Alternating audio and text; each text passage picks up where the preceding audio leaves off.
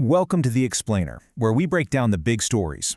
Today, we're diving into one single, powerful image and the geopolitical shockwave it sent right across the globe, especially to Washington. Okay, so it all kicks off with this moment.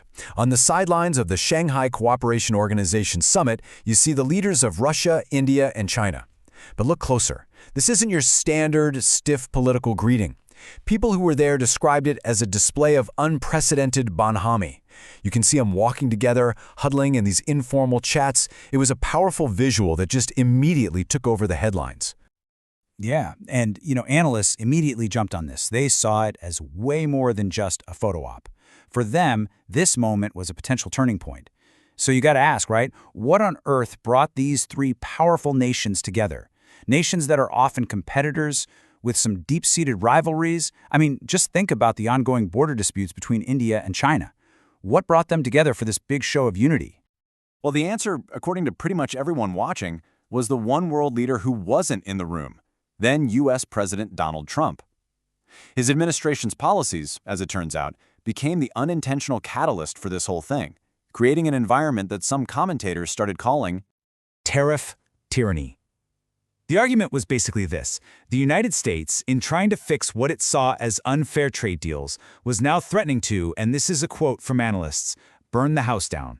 And by house, they meant the entire global trading system that the U.S. itself had built after World War II. It just created chaos, and it forced other countries to react. And this number right here, it just perfectly illustrates the kind of pressure we're talking about. Right before this summit, the Trump administration absolutely slammed India with these huge, sweeping 50% tariffs on key exports. It was a move that New Delhi, of course, called totally unfair and unreasonable. And this was the kind of language coming straight out of Washington. It was aimed at penalizing India for, among other things, buying Russian oil. So you see, analysts called this the principal contradiction. It was this intense, shared pressure point that basically forced these nations into a corner, where suddenly all their competing interests didn't matter as much as this one common threat. Okay, so with that pressure cooker environment set, let's circle back to that summit in Tianjin. Because how these leaders responded, well, it was a masterclass in sending a message, a masterclass in diplomatic signaling. I mean, the visuals were just incredible. They were clearly planned.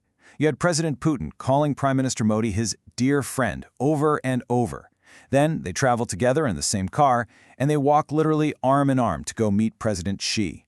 And China gets in on it too, talking about a symbolic dance of dragons and elephants. And the final touch? All three leaders blast these pictures out from their personal social media handles. It was a direct, unfiltered message: we will exercise our strategic autonomy. Now this is what's so interesting.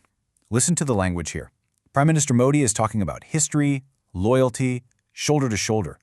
This was a direct shot, really, at the transactional, high-pressure tariff tactics coming from Washington. It was all about highlighting a totally different way of doing international partnerships. So you can probably guess what happened next. This whole coordinated display, it did not go unnoticed. Back in Washington, the reaction was fast, it was furious, and some commentators called it a total meltdown. They were clearly rattled. And here's the first shot across the bow. This is from Peter Navarro, the Trump administration's trade advisor. That sharp, accusatory language, it just shows you how much India's unapologetic diplomacy, and especially that visible friendship with Russia and China, had really struck a nerve. But it didn't stop there. Oh no.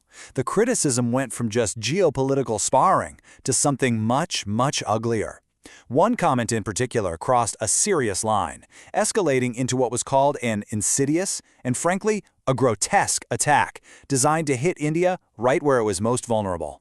So this comment, made on Fox News, was just explosive.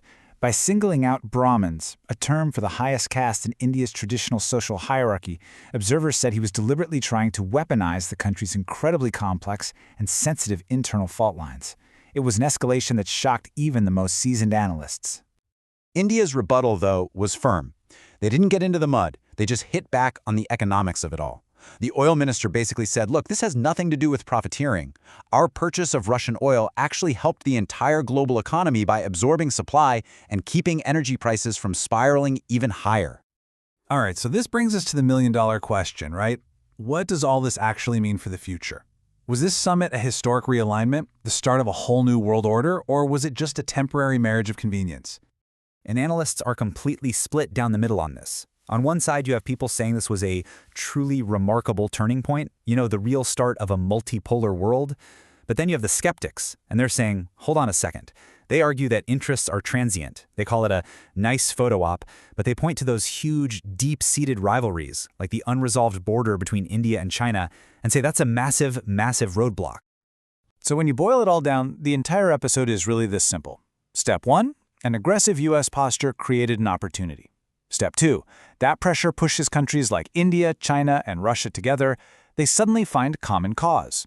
Which leads to the big question, Step 3, is this newfound convergence built to last, or is it just a temporary shelter that'll be abandoned once the storm passes? Ultimately, that summit in Tianjin was way more than just a single event. It wasn't really about the handshakes or the trade deals. It was a massive stress test for the entire global system. It raised fundamental questions about power and alliances, leaving us with this one final really provocative question. When giants are pushed together, does the world order just bend or does it break?